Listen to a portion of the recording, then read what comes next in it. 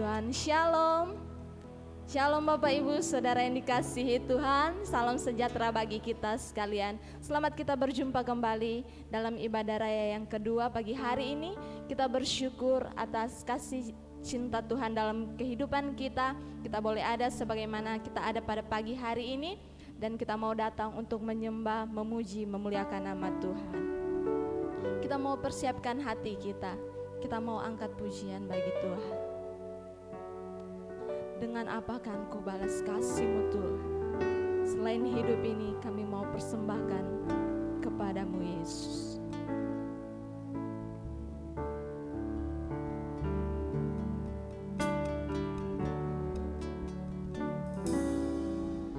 Kau Allah yang setia, Bapa yang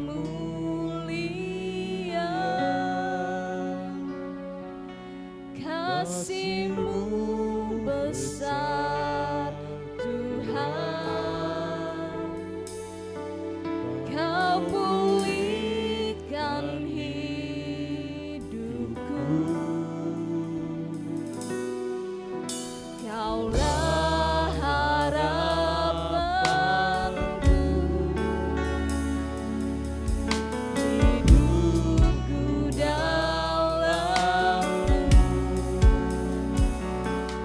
terima kasih Tuhan, Kau selamatkan hidupku.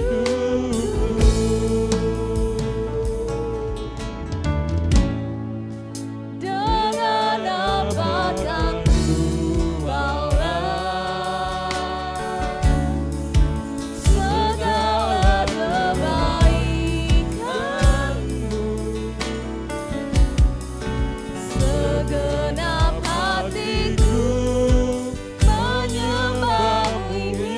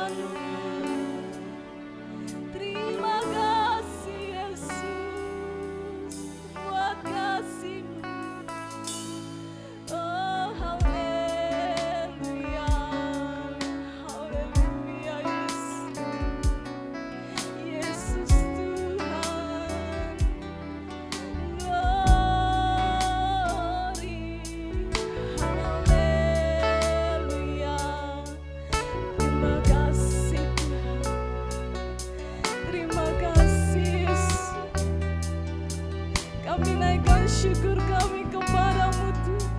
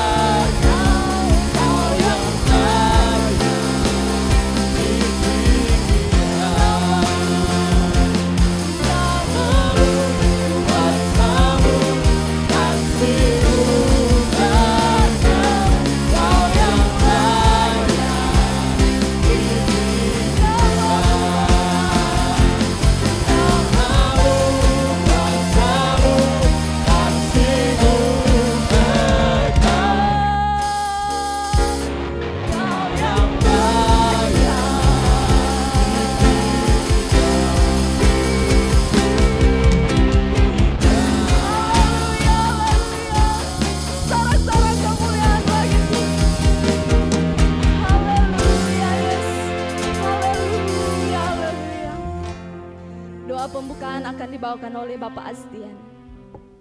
Haleluya, haleluya. Kami bersyukur pagi hari ini Tuhan, Kau boleh kumpulkan kembali kami bersama-sama. Kami mau memuji memuliakan nama-Mu lewat ibadah pagi hari ini. Kiranya apa yang kami persembahkan untuk Tuhan semuanya berkenan kepadamu Tuhan. Terima kasih Tuhan. Ambil alih ibadah ini dari awal pertengahan sampai akhirnya. Nama Tuhan akan dipuji dimuliakan. Sehingga semua kuasa yang berkarya dalam setiap hati pikiran Allah kuasa Roh Kudus. Terima kasih Tuhan. Setiap hamba-Mu akan mengambil bagian dalam pelayanan pagi hari ini. Kiranya Engkau menyertai mereka, apa yang mereka lakukan benar-benar dan sungguh-sungguh untuk melayani Tuhan. Terima kasih Tuhan. Kami serahkan dalam tangan kasih-Mu. Kami buka ibadah ini hanya dalam nama Yesus Kristus. Haleluya. Amin. Silakan duduk. Haleluya. Kita percaya bahwa kita punya Allah yang luar biasa. Amin. Boleh berikan sorak-sorak bagi Tuhan. Haleluya. Dia Allah yang besar dan perkasa. Kita angkat pujian ini. Besar dan perkasa Allah.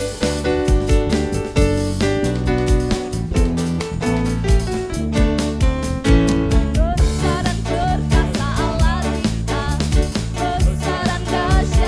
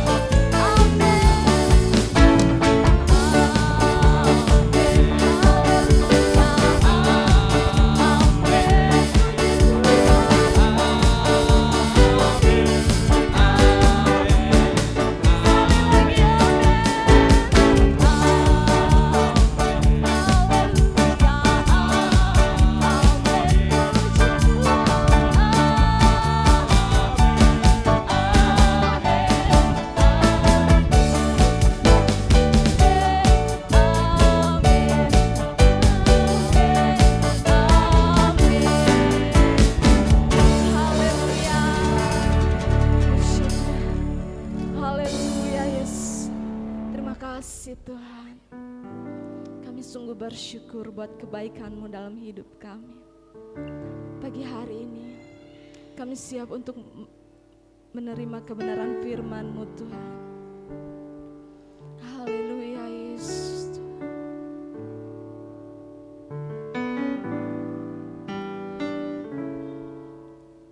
Firman-Mu berkata Kau besertaku,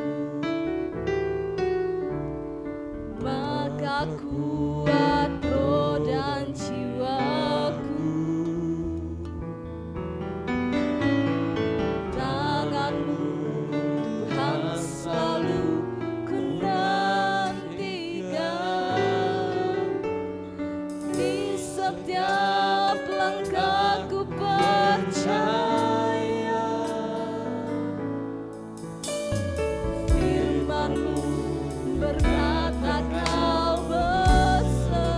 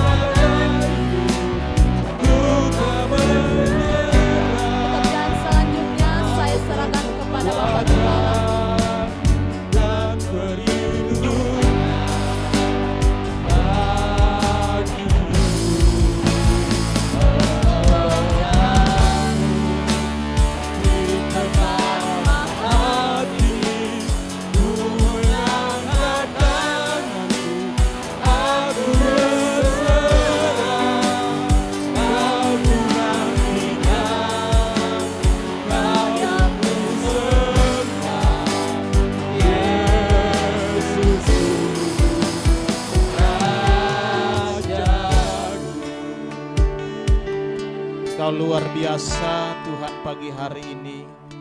Tidak ada yang mustahil.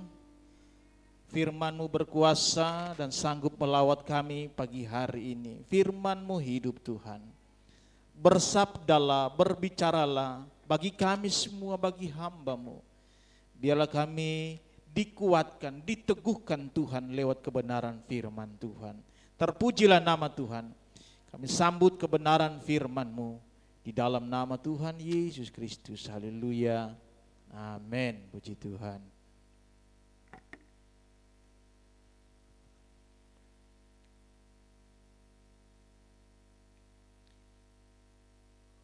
Iya, puji Tuhan, salam sejahtera dalam kasih Tuhan Yesus Kristus.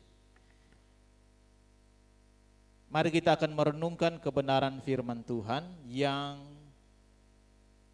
masih terambil dalam pokok bahasan tentang dianiaya oleh sebab kebenaran. Seperti minggu-minggu yang lalu saya sudah katakan bahwa kebenaran itu yang sesungguhnya itu akan berdampak, akan berisiko kepada aniaya. Tapi apakah aniaya itu sesuatu yang merugikan anak-anak Tuhan?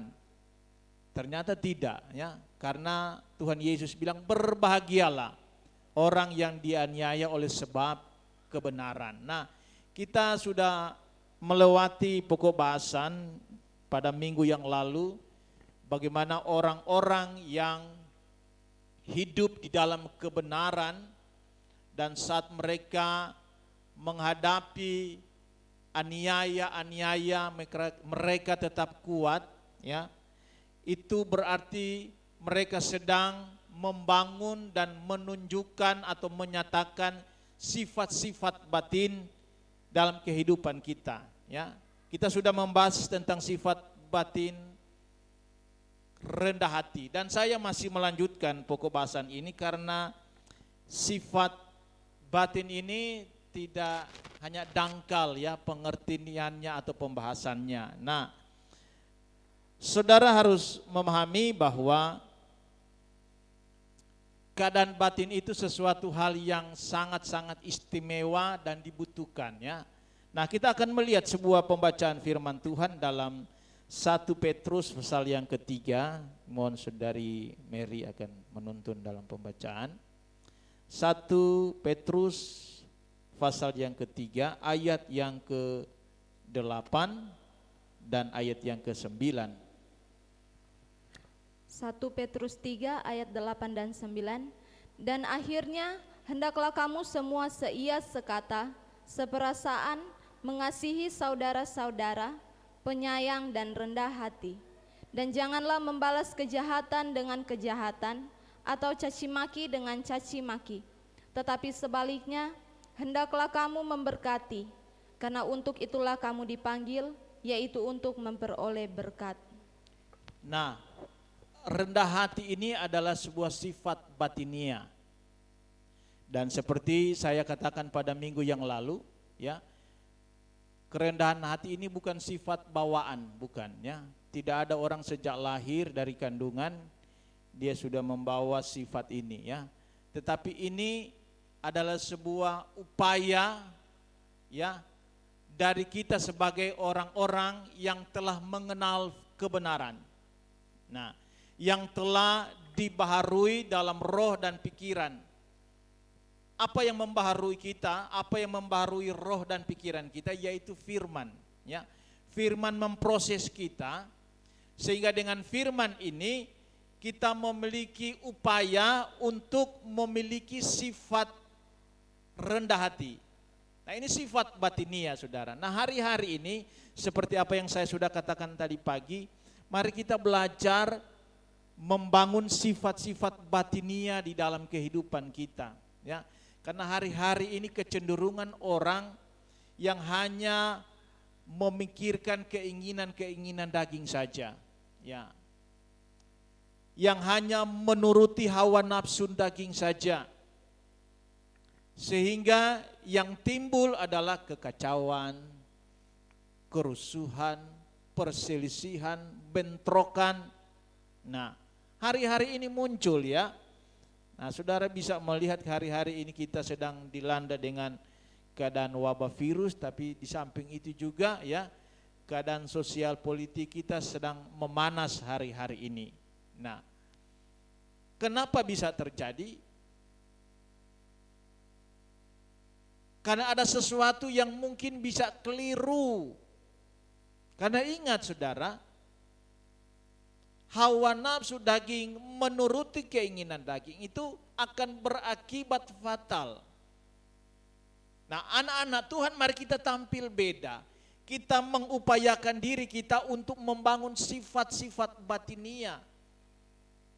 Karena sungguh sifat-sifat batinia ini sesuatu yang istimewa, tidak hanya di hadapan Allah, di hadapan manusia juga. Nah, dari hal ini kita belajar tentang rendah hati. Ini adalah kekayaan batinia ya. Rasul Petrus bilang begini ya, di dalam 1 Petrus 3 ayat 4. Tetapi perhiasanmu ialah manusia batinia. Perhiasanmu ialah manusia batinia yang tersembunyi dengan perhiasan-perhiasan yang tidak binasa, yang berasal dari roh yang lemah lembut dan tentram, yang sangat berharga di mata Allah. Mungkin kita berpikir apa perhiasan yang kita miliki, ya.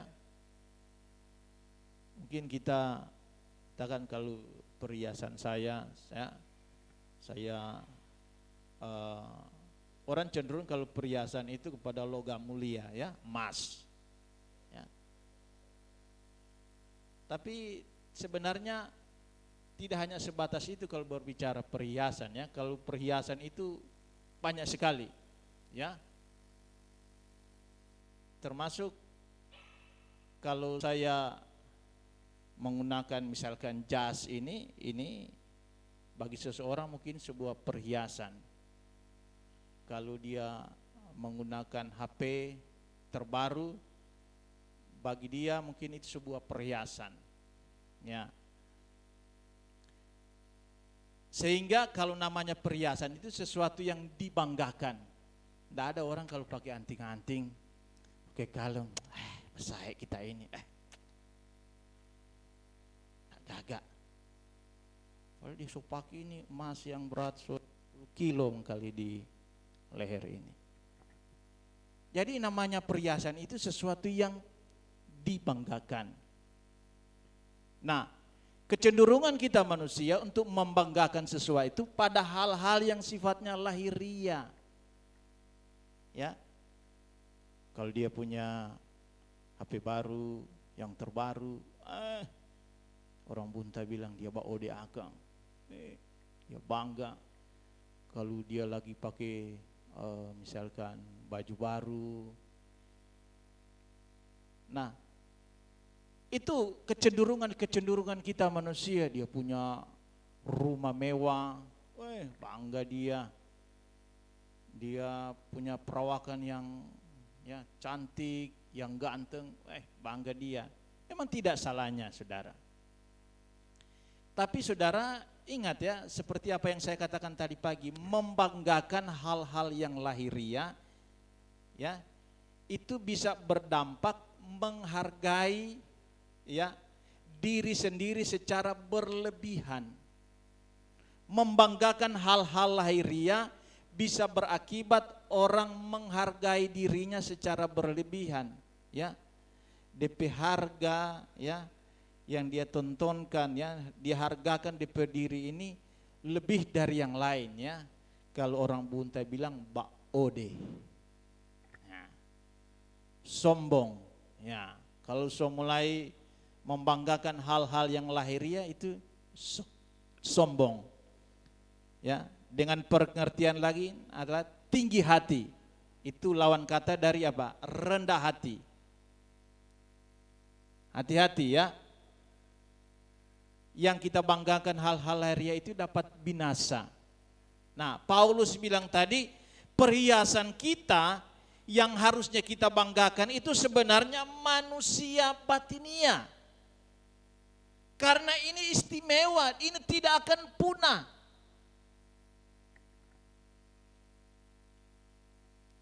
emas saja yang sudah berapa karat pun yang namanya masih dalam kategori kebendaan bisa punah. Tapi manusia batinia tidak. Nah, dengan memiliki sifat-sifat batinia ini merupakan sebuah perhiasan, keistimewaan yang sebenarnya ini adalah kebanggaan kita. Tapi mungkin ada beberapa orang tidak memusingkan itu. Kalau soal hal-hal yang sifatnya batinia, yang penting saya bisa tampil beda. Yang penting saya bisa pakai motor yang terbaru. Yang penting saya bisa penampilan, saya bisa gunakan ini. Ya, saya memiliki ini, punya itu. Terbaru, tidak ada yang orang lain miliki, cuma saya yang punya.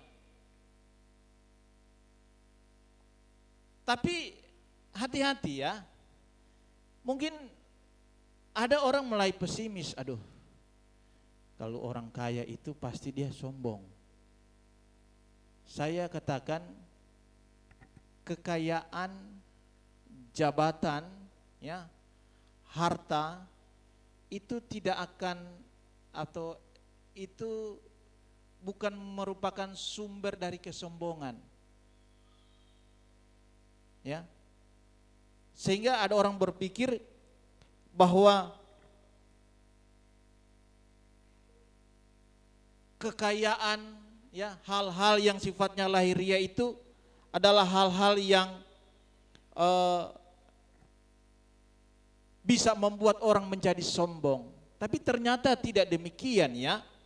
Karena sifat batin ini, apakah dia rendah hati atau tinggi hati, ya, itu sebenarnya tidak ditentukan oleh keadaan-keadaan lahiriah kita.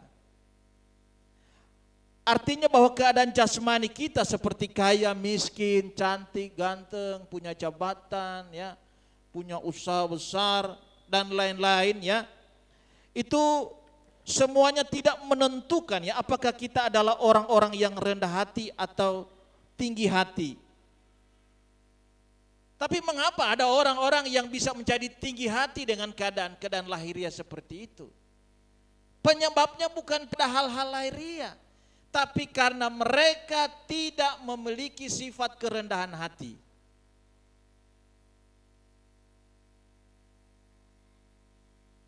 Karena mereka tidak memiliki sifat kerendahan hati. Bukan kekayaan, bukan harta yang menyebabkan mereka menjadi tinggi hati. Karena mereka tidak memiliki sifat kerendahan hati. Karena kalau berbicara tinggi hati itu dari kekayaan, dari harta dan lain-lain sebagainya. Ada banyak kok orang yang kaya lebih rendah hati dari orang yang susah. Ada banyak orang yang memiliki jabatan yang tinggi lebih rendah hati daripada orang yang tidak memiliki jabatan. Jadi ingat ya, jadi persoalan rendah hati atau tinggi hati itu bukan soal hal-hal lahiriah, bukan. Tapi ini masalah sifat batin. Apakah kita memiliki sifat kerendahan hati atau tidak? Sehingga Paulus bilang, hendaklah kamu selalu rendah hati. Yang artinya tidak ada satu detik pun dari kehidupan kita yang terlewatkan begitu sia-sia tanpa kehadiran sifat rendah hati. Saat orang tidak memiliki sifat rendah hati, saat itulah dia menjadi tinggi hati. Ya. Karena ada orang juga menyombongkan kemiskinannya. Ya. Dia sombongkan kemiskinannya. Ada. Seperti apa itu? Ya. Nanti ada ya pembahasan lainnya ya. Saya punya materi itu, menyombongkan kemiskinan. Bagaimana ini miskin kok bisa jadi sombong ini? Ya, nanti ya ada ya.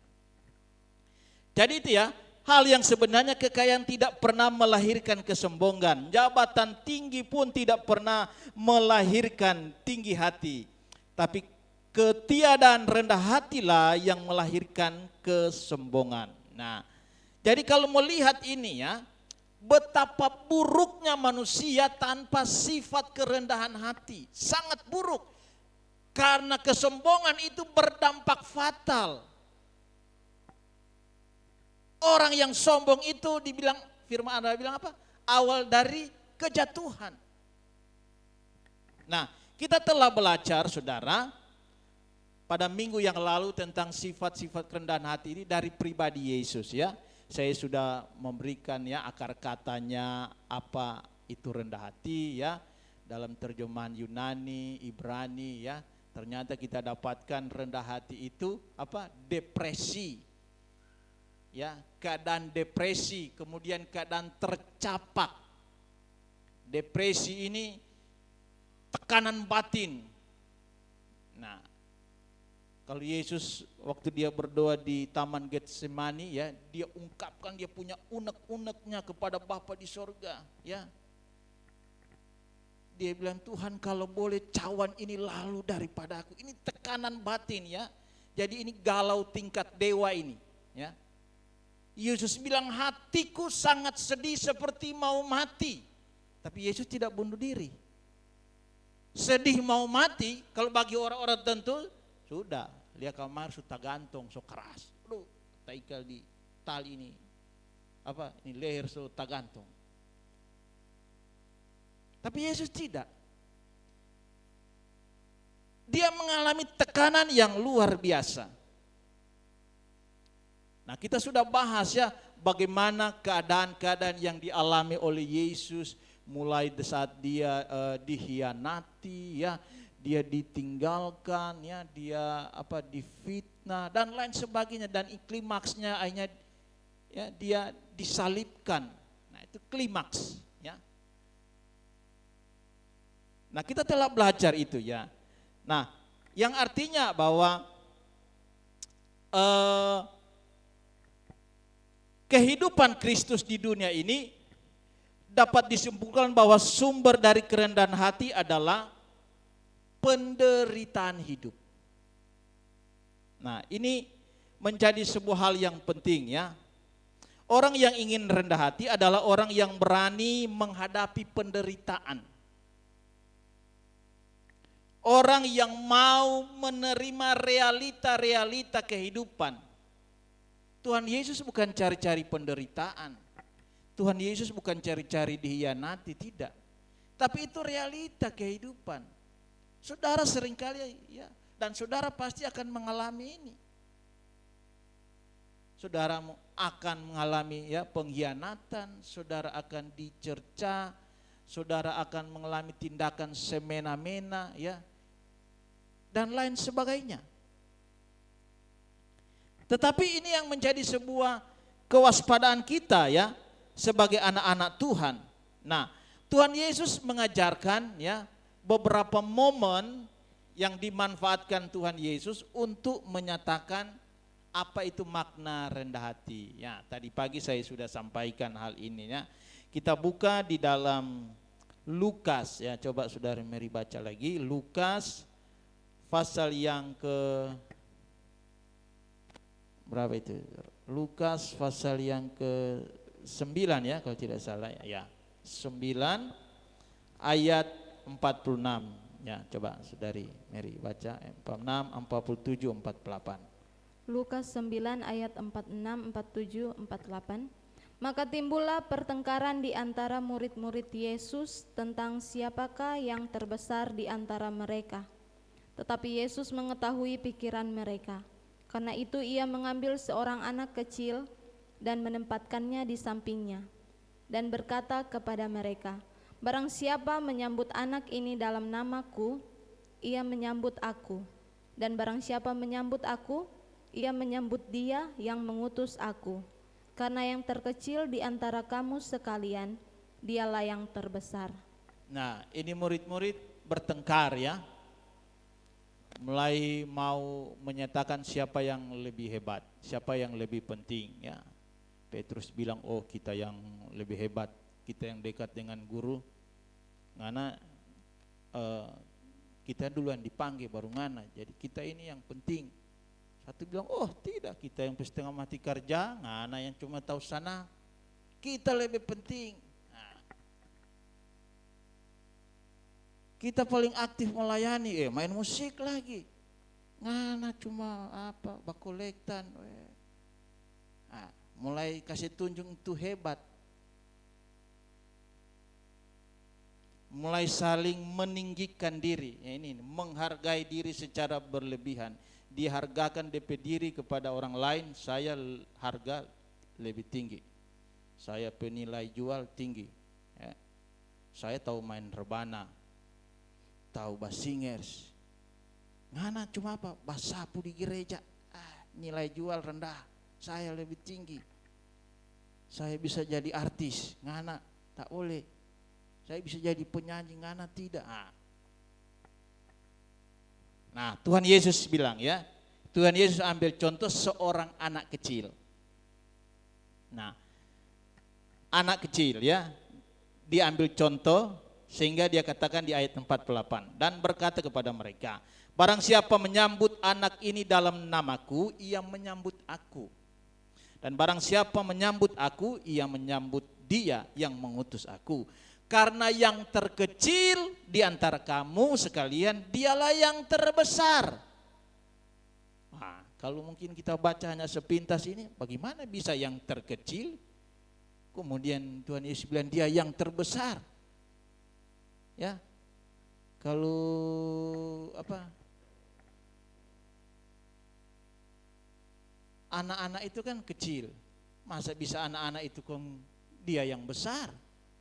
Nah, ini seperti saya katakan tadi, ada kebenaran paradoks. Yang harusnya terbesar itu adalah orang yang besar. Apakah dia dari segi fisik, DP puru besar, dia tinggi, dia gede, DP timbangan 100 kilo, cuma membaku lawan dengan timbangan cuma yang 10 kilo, ya datang angin sepoi-sepoi terbang. Ataukah ini berbicara tentang apa? Kemampuan, skill, harta kekayaan, atau mungkin ini berbicara tentang hal-hal yang sifatnya batinia. Ya. Di sini Tuhan Yesus sedang mengajarkan sifat kerendahan hati.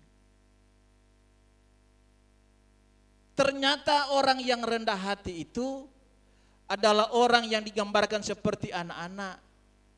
Yang biasa anak-anak itu dipandang enteng, tidak diperhitungkan. Kalau makan ngana ke belakang ngana. Tunggu dulu orang yang besar. Orang so kanyang baru ngana makan. Kalau so habis jangan menangis, jangan mengeluh. Siapa suruh ngana masih anak-anak. Tindakan semena-mena. Orang suruh-suruh kon tambah orang tandang. Diambil itu sana, ambil ini. Itu anak-anak.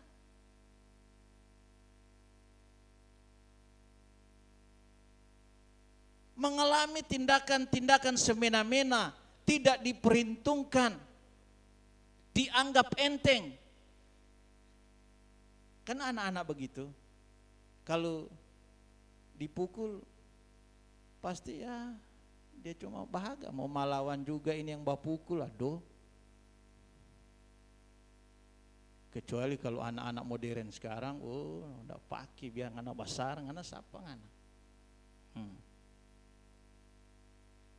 Tapi yang namanya anak-anak itu, ya, mengalami perlakuan ya yang tidak baik. Jadi anak-anak itu golongan kelas 2 kalau di dalam masyarakat, ya, kesosialan masyarakat, golongan kelas 2. Tapi ada banyak orang-orang tua yang utamakan anak-anak, saya lihat. Kalau di pesta, dorong ambil akan dulu sampai anak makan. Makan dulu anak, biar bapak belum makan. Makan dulu anak. Kalau babi putar, anak makan jo DP tore-tore biar nanti bapak kurang DP tulang tak apa. Itu orang tua yang bagus. Nah, ini gambaran saudara. Ternyata anak kecil ini menggambarkan keadaan sifat, ya, batin, yaitu kerendahan hati. Orang yang selalu mengalami perlakuan semena-mena, ditampar ya, digugat bajunya ya, kemudian dipaksa-paksa.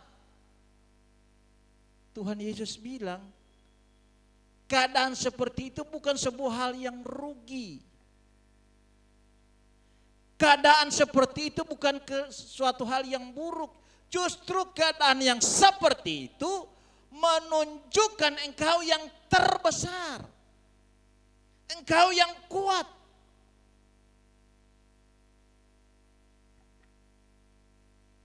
Karena ada kan biasa orang bijak berkata, mengalah untuk kalah.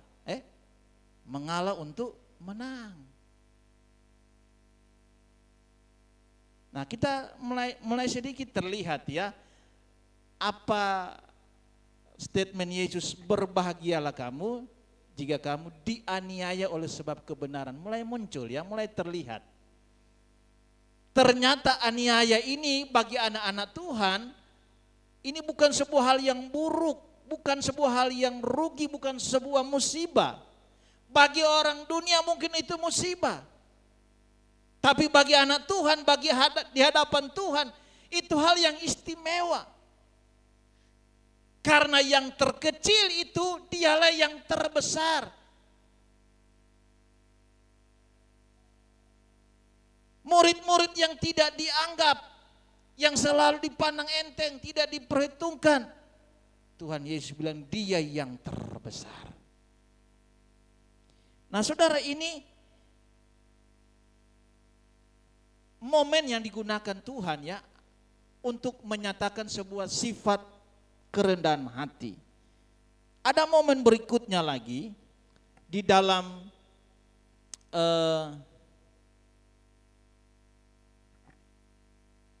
mana ini, saya lupa ayatnya ini.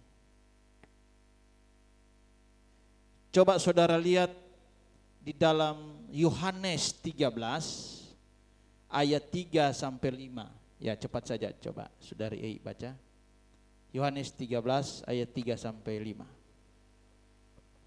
Yohanes 13 ayat 3 sampai 5.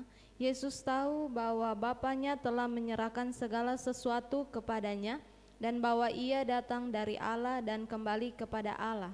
Lalu bangunlah Yesus dan menanggalkan jubahnya. Ia mengambil sehelai kain lenan dan mengikatkannya pada pinggangnya. Kemudian ia menuangkan air ke dalam sebuah basi dan mulai membasuh kaki murid-muridnya, lalu menyekakannya dengan kain yang terikat pada pinggangnya itu. Ya, ini Yesus memberi contoh. Yesus seorang guru, bahkan dia ini orang yang dibilang dari Bapa, dari sorga. Nah, membasuh kaki itu adalah sebuah pekerjaan yang paling hina di zamannya itu, ya. Pekerjaan yang paling terhina. Jadi kalau ada orang yang kedapatan membasuh kaki itu, berarti dia itu adalah seorang hamba yang tidak berguna. Tetapi Yesus tunjukkan, ya, Yesus tunjukkan dia membasuh kaki murid-muridnya.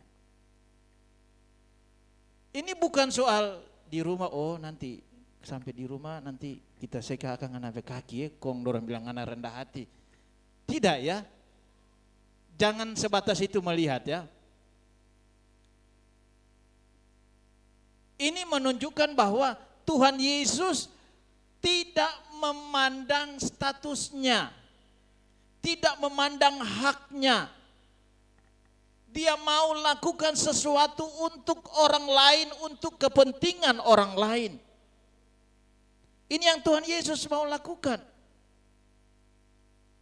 Tuhan Yesus mau mengerjakan demi kepentingan orang lain.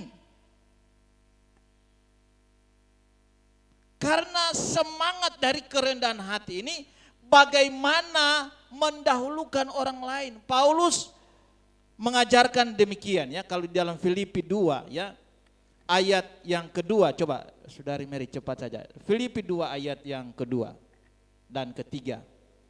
Filipi 2 ayat 2 dan 3. Karena itu sempurnakanlah sukacitaku dengan ini. Hendaklah kamu sehati sepikir dalam satu kasih, satu jiwa, satu tujuan, dengan tidak mencari kepentingan sendiri atau puji-pujian yang sia-sia. Sebaliknya, hendaklah dengan rendah hati yang seorang menganggap yang lain lebih utama daripada dirinya sendiri. Ayat 4. Dan janganlah tiap-tiap orang hanya memperhatikan kepentingannya sendiri, tetapi kepentingan orang lain juga. Sifat rendah hati yang Tuhan Yesus ajarkan, Paulus sampaikan ya, yaitu adalah orang-orang yang tidak mencari kepentingan diri sendiri atau puji-pujian untuk dirinya sendiri. Sebaliknya adalah orang-orang yang menganggap yang lain, bukan dia.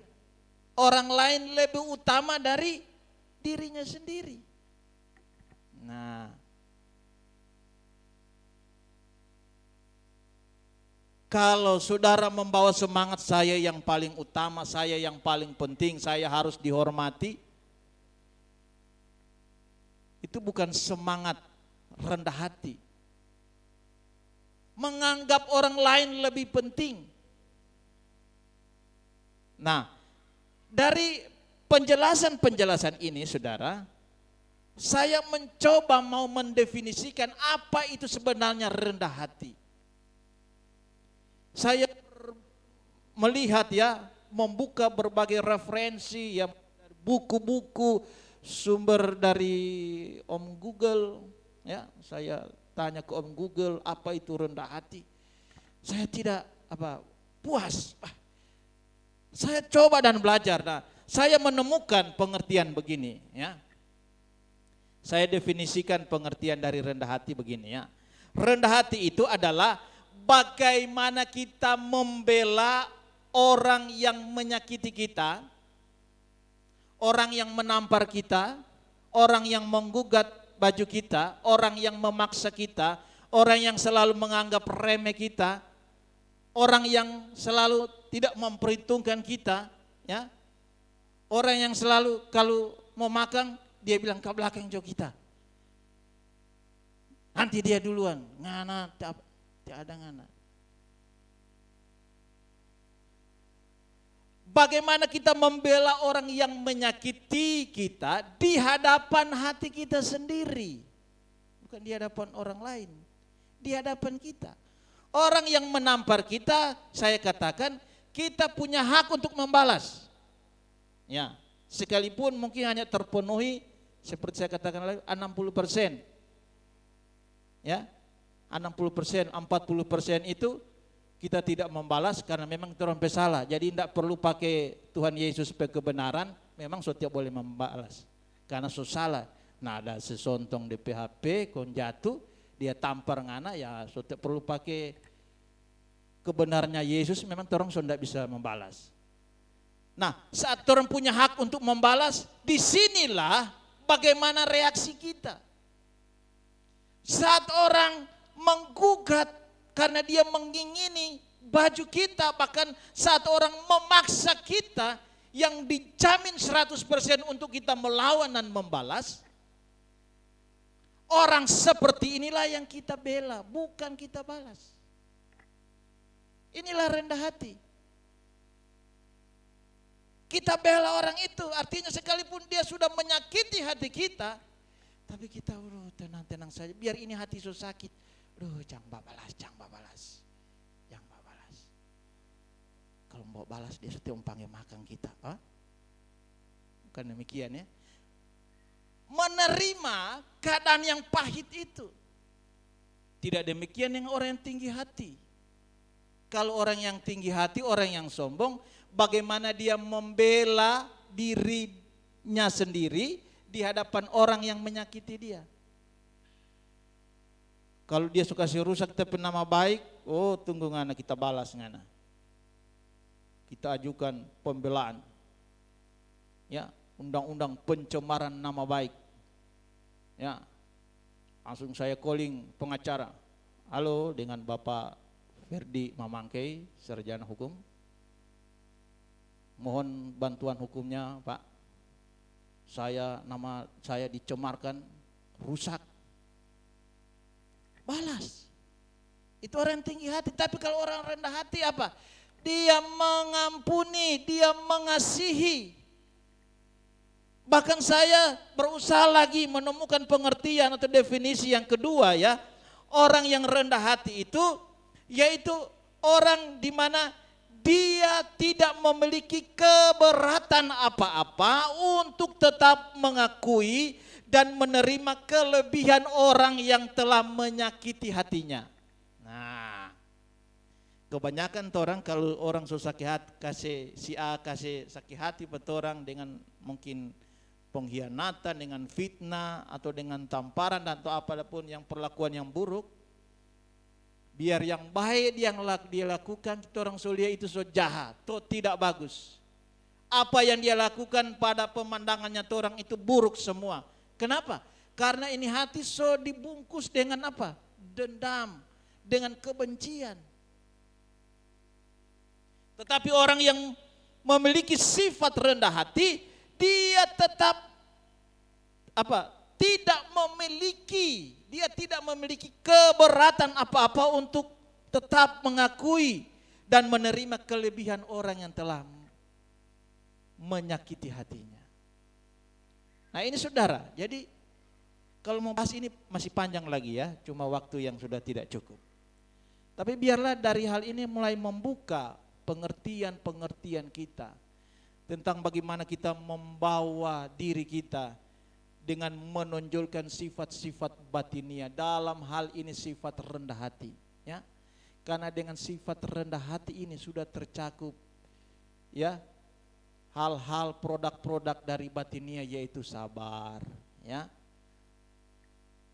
lemah lembut ya, mengasihi. Sudah mewakili semua itu saudara. Nah, mari kita hari-hari ini menerapkan ya sifat-sifat batinia di dalam kehidupan kita. Memang berat.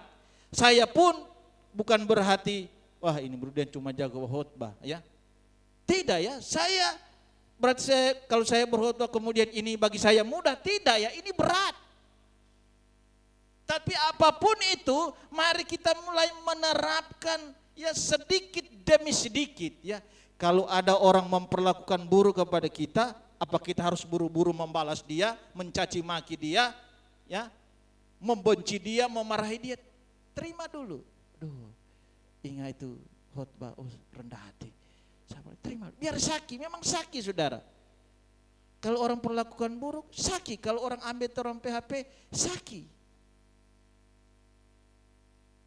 Tapi tidak apa-apa ya, sakit hati itu tidak berdosa ya. Saya katakan tadi pagi, sakit hati tidak berdosa. Engkau depresi itu tidak berdosa. Yang berdosa jika engkau membenci, jika engkau memusuhi, jika engkau memarahi, itu yang berdosa. Kalau engkau sakit hatimu karena difitnah, dihianati, diperlakukan buruk, tidak apa-apa, terima dulu itu, belajar. Sekalipun ada tetesan air mata, sekalipun tangisan keluar, terima saja itu, tahan ya. Anggap jo cuma rupa ada cucu jarum. Dan ini kalau cucu jarum, lebih baik kita cucu jarum daripada itu cowok setinggal pak kita. Lebih baik biar kita cucu jarum. Siapa yang suka mau dicucu dengan jarum? Tidak mau juga. Jadi mau cucu jarum atau mau galau, banyak orang tidak mau. Tapi mari kita belajar ya, secara perlahan-lahan untuk menerapkan ya. Kita bangun sifat-sifat batinia di tengah-tengah keadaan dunia yang sekarang di mana orang mulai mempertontonkan ya apa sifat-sifat tinggi hati, menonjolkan ya apa kesombongan mereka. Ya. Jadi sekarang mari kita belajar terapkan sifat-sifat batinia itu di dalam kehidupan kita. Puji Tuhan. Kita bangkit berdiri, kita akan berdoa untuk kebenaran firman Tuhan. Saya rindu kita nyanyikan ada pujian yang tadi pagi apa?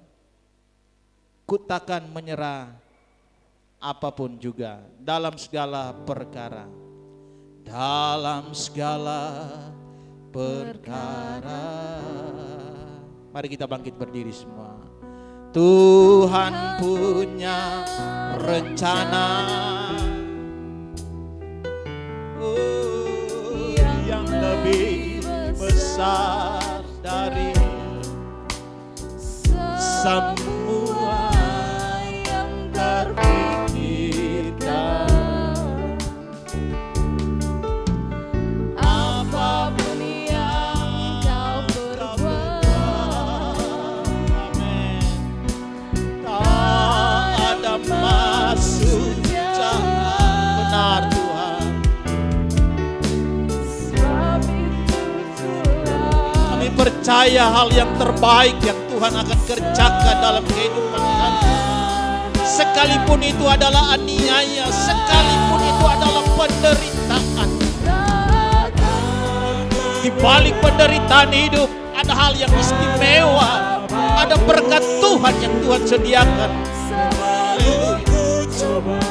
Semua yang bisa, tetapi ku berserah kepada kehendak-Mu.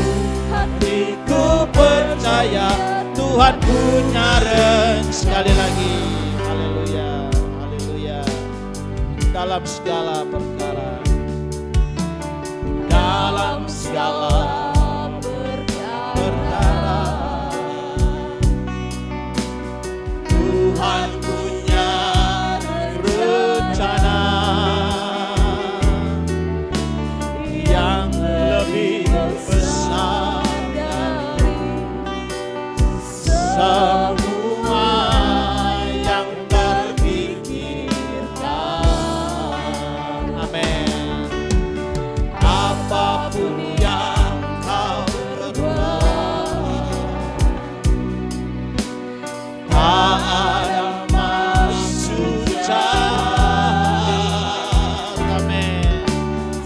Sebab itu ku lakukan semua dengan Tuhan.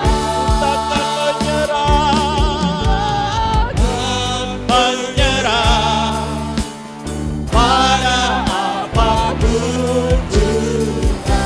Sebelum ku coba semua yang ku bisa, tetapi ku berserah, amin, kepada kehendak-Mu. Tapi ku percaya Tuhan punya rencana, amin. Ku tak akan menyerah, amin, haleluya. Apapun juga, sebelum ku coba semua yang ku bisa, tapi ku berserah kepada kehendak-Mu. Hatiku percaya Tuhan punya rencana. Sediaan Bapak Harvey memangkai tuntun dalam doa. Haleluya, haleluya. Pujian syukur kami naikkan kepadamu Tuhan. Pada siang hari ini Tuhan kami sudah mendengar sebagian dari firman-Mu Tuhan. Biarlah firman-Mu selalu menguatkan iman percaya kami Tuhan untuk tetap selalu bersyukur, berharap dan mengandalkan akan Engkau Tuhan. Terima kasih Bapa di surga, kembalikan urapan baru bagi hamba-Mu Tuhan. Pada manapun dia pergi melayani Tuhan, banyak jiwa-jiwa yang dipulihkan, dimenangkan Tuhan. Saat ini Tuhan kami akan beri korban persembahan. Engkau mau tilik persembahan kami Tuhan, Engkau membalas sesuai janji firman-Mu. Terima kasih Tuhan, kami berkorban dalam nama Yesus. Haleluya, amin. Ya, saudara diberikan kesempatan bawa korban persembahan, kita angkat satu pujian. dari pemenang Dalam segala perkara iblislah dikalahkan oleh kuasa darahnya. Jika Allah di pihak kita, siapa dapat melawan? Kita lebih dari pemenang. Haleluya, Dan kebajikan Yesus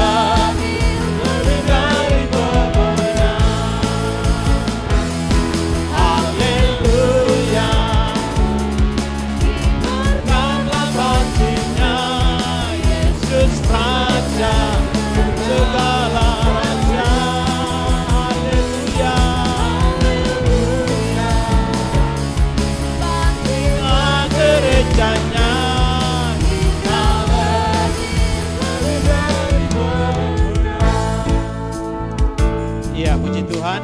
Untuk kegiatan ibadah atau pelayanan, saudara bisa dilihat di Warta Jemaat. Dan secara khusus untuk hari Jumat itu ada ibadah peringatan 2 tahun dari almarhum Bapak Teri Rompas yang dilaksanakan di rumah Ibu Enggo Rompas. Dan itu hanya dihadiri oleh kaum pria dan kaum wanita ya. Jadi ini sebagai bagian dari menerapkan protokol kesehatan. Jadi kehadiran jemaat itu dibatasi. Dan untuk pemuda remaja tetap ada ibadah di gereja. Jadi sama-sama ada ibadah ya. Dan kaum pria wanita kita ibadah di keluarga Ibu Enggo Rompas ya.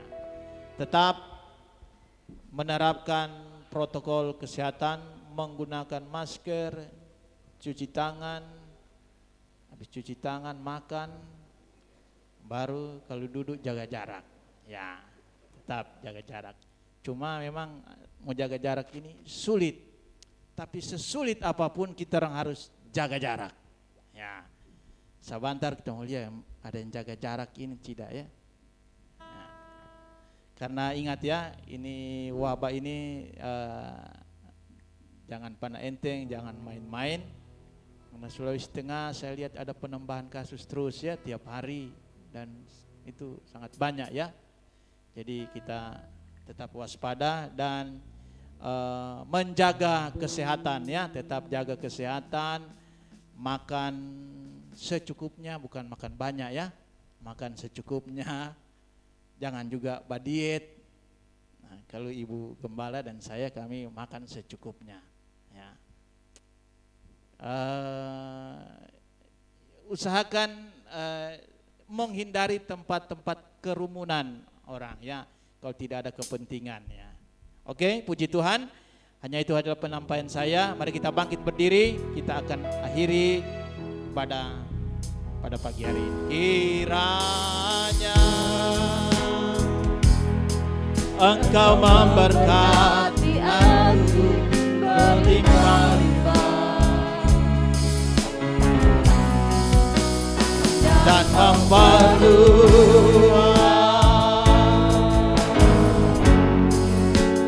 daerahku,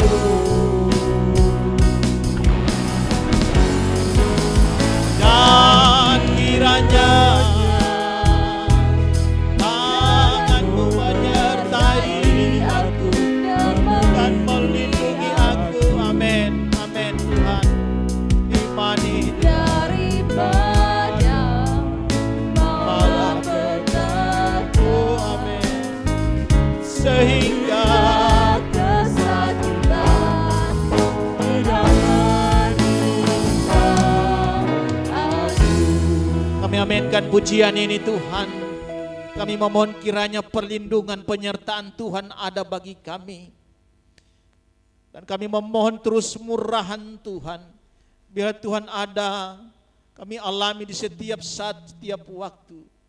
Dan pada pagi hari ini di akhir ibadah ini hamba-Mu berdoa bagi jemaat-jemaat Tuhan yang tetap setia dan terus setia kepada Tuhan. Mereka telah mencari Tuhan, mencari hadirat Tuhan. Kami percaya Tuhan menilai kesetiaan mereka dan hamba-Mu berdoa, biarlah berkat-berkat Tuhan menyertai di dalam kehidupan mereka. Hamba-Mu serahkan kehidupan jemaat Tuhan di sepanjang minggu ini.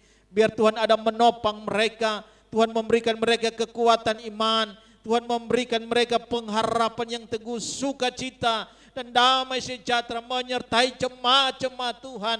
Sehingga mereka melewati hari-hari hidup mereka bukan dengan keluh kesah, bukan dengan sungut-sungut, tetapi penuh ucapan syukur. Susah senang mereka tetap mengucap syukur kepada Tuhan. Karena mereka adalah umat pemeliharaan Tuhan. Mereka tidak akan dibiarkan oleh Tuhan. Mereka tidak akan mengalami hal-hal yang buruk. Sebab Tuhan menopang mereka. Kalaupun mereka mengalami berbagai kesulitan, kami percaya Tuhan akan melepaskan mereka dari setiap kesulitan-kesulitan hidup yang ada. Terima kasih Tuhan.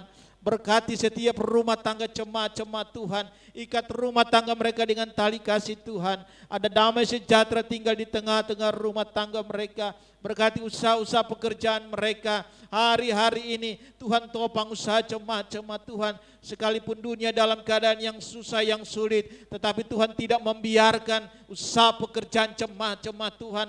Minggu ini kami yakin Tuhan akan mengerjakan keberhasilan atas usaha pekerjaan mereka. Yang sakit Tuhan jamah sembuhkan, yang hadapi masalah persoalan Tuhan yang memberikan jalan keluar. Terpujilah nama Tuhan. Seluruh kegiatan pelayanan ibadah kami di sepanjang minggu ini kami taruh serahkan dalam tangan Tuhan. Tuhan ambil alih dan Tuhan campur tangan. Dan secara khusus kami berdoa buat bangsa kami, negara kami yang hari-hari ini masih atau sedang dilanda dengan wabah virus corona. Di samping itu juga Tuhan, negara kami mengalami gejolak-gejolak di mana di seluruh bagian belahan provinsi yang ada terjadi demo-demo yang ada Tuhan. Kami berdoa memohon kemurahan Tuhan. Tuhan ada melawat bangsa kami, negara kami. Kami rindu bangsa kami ini tercipta kedamaian. Kami rindu bangsa kami ini ada ketentraman. Sehingga kami hidup tenang, hidup damai Tuhan.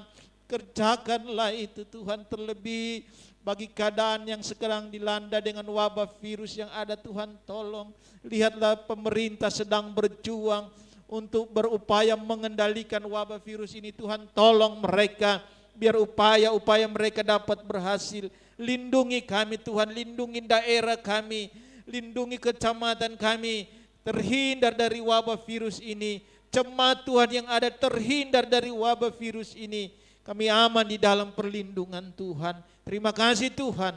Kami percaya kesetiaan jemaat Tuhan tidak akan menjadi sia-sia hari ini, karena Tuhan menilai kesetiaan beribadah mereka. Terima kasih Tuhan. Terpujilah nama Tuhan. Dan mari kita terima berkat Tuhan. Kekasihku jemaat Tuhan sekalian, marilah kita pulang dengan membawa berkat, damai dan sejahtera dari Allah Bapa, cinta dan kasih sayang dari Tuhan Yesus Kristus, persekutuan Allah Roh Kudus, terlebih berkat firman Allah tinggal terpelihara dalam kehidupan kita semua, mulai saat ini sampai selama-lamanya Tuhan Yesus datang kali yang kedua.